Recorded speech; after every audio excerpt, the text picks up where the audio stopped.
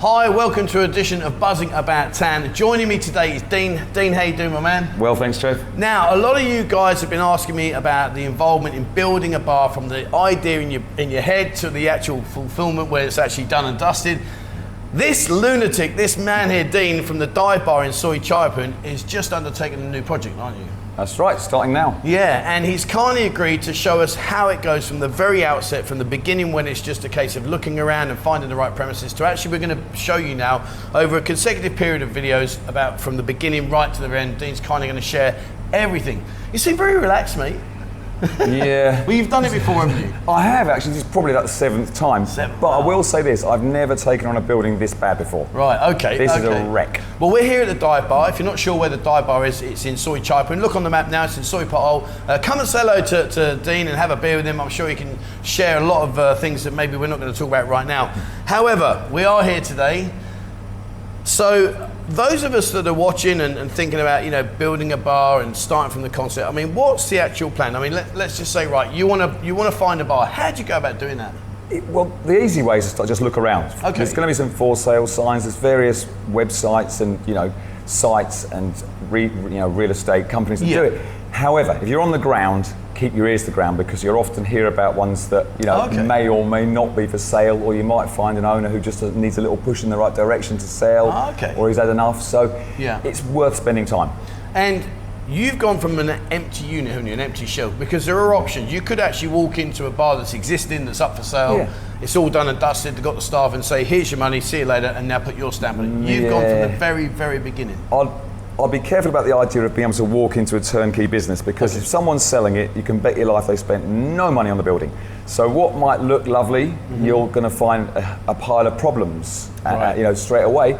And the staff, which they say they're going to kindly leave you, are more than likely going to bugger off. So don't assume that it's all ready to go. So in terms of like your experience, is it better to always start from scratch rather than just go in and take over an existing business in general? I would say find one that you like the look of and be prepared to spend some of your rainy day money personalising it, making it your own. Okay. Yeah. And in terms of like the bar, there's thousands of bars here. How do you determine where is a good location? What are your key factors you think, right, this is the area we want to be in? Yeah, I mean, obviously you're going to know where the footfall is, where the heavy traffic is, but of course you're going to be paying more rent. There's a reason for it. Yeah. So if you've got the confidence to make a venue what you think you can bring people to, in other words, become a destination venue, then you can go almost anywhere. But I would say as close as the middle as you can. Location, location, location, etc. All right, so we're here in Soi Chiyapoon, Soi Pattaya. Yeah. And literally from where we are in the dive bar, even with a bad cricket arm, you could hit that bar with a cricket ball. All right, you can spit and get it. You could.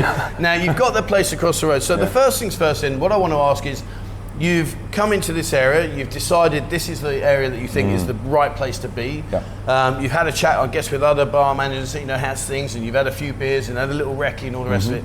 Now you've decided that's the building. What's the first step you do? The first step, obviously, contact the agent. There was actually a sign hanging outside it with a phone number on. Right. I got my Thai friend Catty to phone up, find out what they wanted. They basically wanted a lot. They wanted 300,000 key money for 3 years. And what's key money? In this particular instance, it's basically the agent's pocket money. It's his money. So the landlord is the landlord. It's all different, but in this case, the landlord is the landlord. He wants 20,000 a month rent.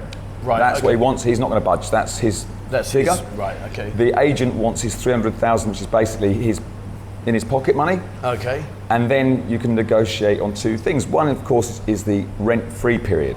Being as it's a rotten building, and I'm going to be investing a lot of my money in not just doing the internals. I've got to repair the building. It's got nothing. It's got nothing. Electrics, plumbing, nothing. So you have dived in the deep end. Yeah, but at least I'll know where everything is when it all goes wrong. That's true, yeah. And then I could negotiate. He gave me 6 months rent-free, which should be plenty of time to get the work done. Yeah. And he also extended the 3-year lease to a 5-year lease. So 2 wins and 2 loses. So when you say about the rent, 20,000 baht every month, is that payable month by month, or do you have to pay it in a lump? How do you pay that?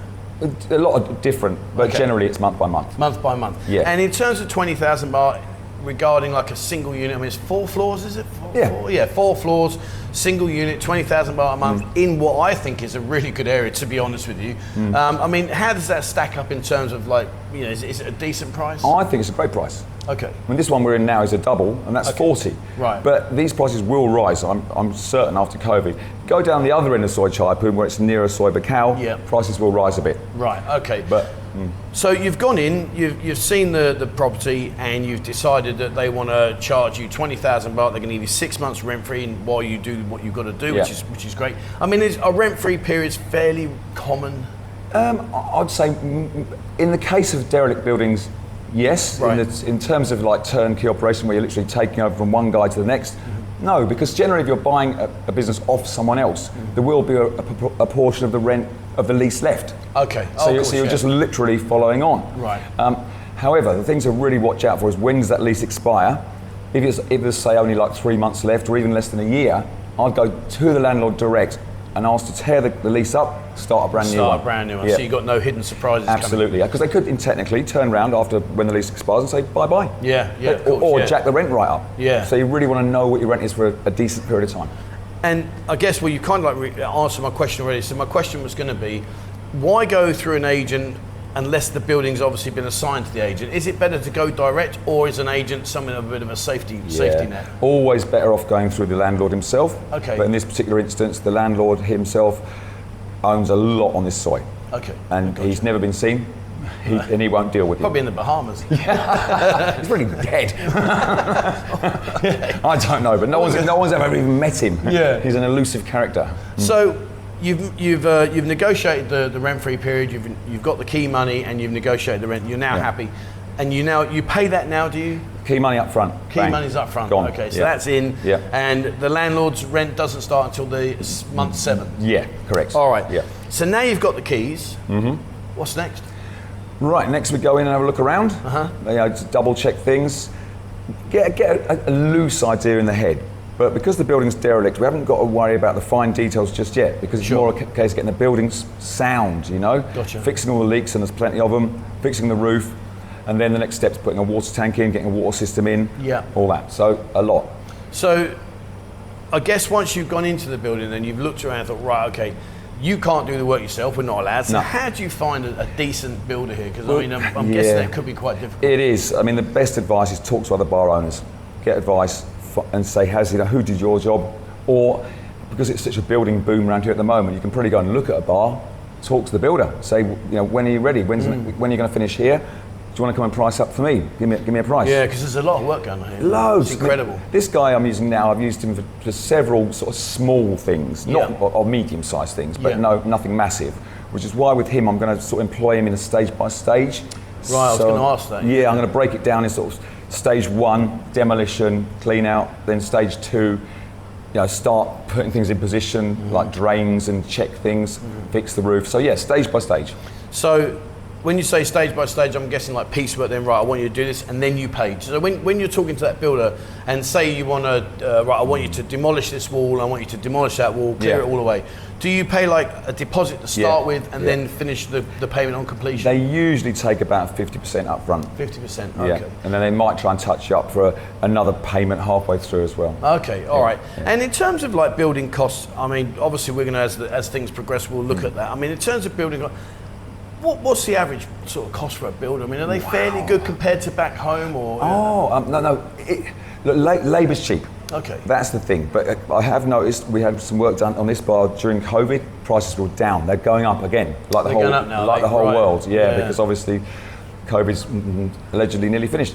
So yeah, prices are going up, but compared to the UK, they're cheaper. Compared to Australia, a lot cheaper. Yeah, I can imagine. And the UK, God, Australia's brutal. Is it? That's why you're here. Yeah. So, stage 1, go out, look around the area, do your recce. Okay, this is where I think it's a good area. Then you identify a property. Think, okay, let's look to see what's available. Once you've got that in your head, you then approach the landlord. Then you've got the agent or a landlord, depending on where it's how they've signed up. Yeah. Once you're in that situation, now you've got the keys. Yes. Talk to me about your plans. You've got some plans over there. Well, we've done some drawings. Do you want to have a look? Yeah, let's have a look. Oh, okay. He's been busy with his protractor and his ruler. I mean, I will say also, we didn't really say, if you're buying a bar off someone else, they're going to want He's even got an engineer's ruler. That's a steel engineer's good, isn't ruler, it? yeah. Let me see, can you see this on the camera? They were good until we was in school, and when you're in technology, you get do you remember? Oh, yeah. man, and the T-square. The T-square. Yeah. Oh, that used That's to not a T-square, it's a helicopter blade. Right. All right, Okay. so these are your plans, and in terms of the plans, is it best to get them drawn up by an architect, a designer, or is it something you can manage to do yourself? I've seen so many guys, and I've seen in Pattaya. The builder comes in and they'll go, oh, yeah, mate, I want that there, that there, that there, that there. And then they start crying when it's not. It's not done, right. Because it won't be. So, yes, me and my brother are quite good at this technical drawing stuff. And this is what we come up with. But we measure things to the bloody millimetre. Okay, You know? okay. So this is our initial plan. I don't know if it's And any in help. terms of the plan that you've got there, I'll show you these plans. I'll take a couple of photos and show you. You can look now. Okay. So while we're looking at this plan, obviously you've got the entrance there, the entrance lobby coming in. Then we've got the seating area, the stage. So when you're putting this together, I mean, how do you visualise in your mind that it'll all fit? We have to measure it. Just keep measuring. For example, I mean, you know, these seats, we know we've only got about 1.1 metre, and that's what you need for a fixed banquette seat. We know you want to have at least sort of like 90 mils of walkway. It's going to get chaotic. And then the bar, for example, you have to know the depth of the bar. Gotcha. The wash basin, you know, toilets. Is there enough room to turn the door around? You know, there's a lot of things. Yeah, I mean, someone that's new to this, I mean, if I was to sit here and say, right, okay, I found this place, I want to do it, I'm going to go in, I've paid the money, I open the door and think, right, where the hell do I start? I mean, you know these dimensions because you've done this time and time before. Yes. How would I go about finding that? Is there a way to get some assistance, some help? You'd have to, yeah. You need to get an engineer, they call them engineers over here, which is effectively an architect, a designer. Yeah. Or there's a few Farang guys in town who do this for a living, you know, and they will design for you, and if you want, they'll see you right through the whole build. But obviously you're going to pay a bit of a premium because they're going to want their 10% or whatnot on top.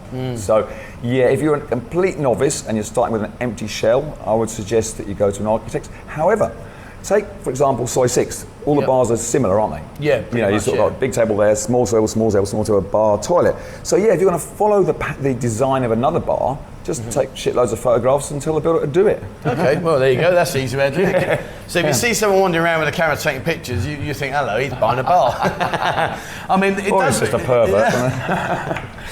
I do that for a living. Come on. Yeah, but you're a qualified pervert. I mean, you have got some. How many floors now we're looking at? 2? Right. This is the mezzanine floor. Right. Okay. So basically, at the moment, you'll see on the film that this bit's all is open, nothing. Right. So it's a cavernous ceiling. So we want to build a sort of a wrap-round balcony. Yeah. So with more seating and stuff. Oh, nice. So you can look down on the stage and what's going on. Okay. Yeah. Brilliant. All right, so you've got the plans, you found your builder, you've paid all your key money, you've paid all your rent, everything, or not rent, you've got your rental free period. Yes. You're all in place. You're now ready to open the door. Yes. How confident are you? Build it and they will come.